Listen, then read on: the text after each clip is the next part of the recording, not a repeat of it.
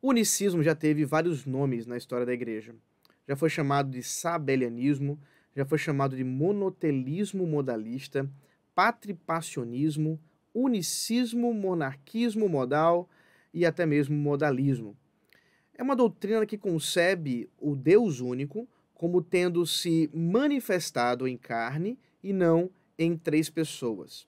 Basicamente, os unicistas defendem que a doutrina de Deus ou a pessoa de Deus é apenas uma, e sendo uma, foi ela que se manifestou como Pai, foi ela que se manifestou como Filho encarnado e é ela que se manifesta hoje como Espírito.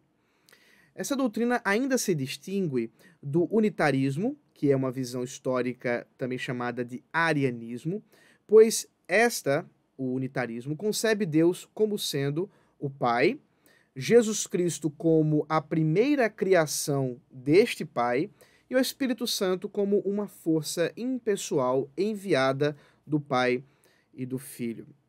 Portanto, o unicismo é uma heresia que foi condenada diversas vezes na história da igreja e ainda hoje ela tem força, ou pelo menos em alguns lugares e movimentos tem força, especialmente através da igreja Voz da Verdade, que tem inclusive um grupo de música muito conhecido. Por que que isso é uma heresia? Primeiro, porque nega a distinção do Pai, do Filho e do Espírito Santo. Como explicarmos, por exemplo, o batismo, o qual foi ordenado por Jesus Cristo no momento aos seus discípulos, ordenando-os que batizassem em nome do Pai, em nome do Filho e em nome do Espírito Santo? Como explicar a quem Jesus orava?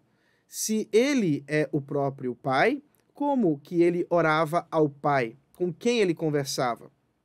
Como explicar quem o próprio Jesus enviou, sendo o Paráclitos, aquele que estaria ao lado para confortar, sendo esse Espírito Santo, portanto, distinto daquele que o enviou, Jesus Cristo.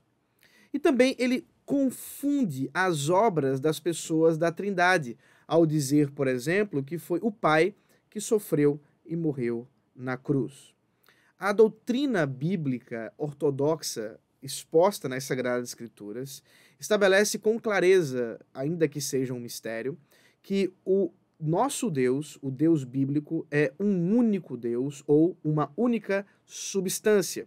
Mas ele é três pessoas distintas e sem confusão, sendo estas chamadas nas Escrituras de Pai, Filho e Espírito Santo.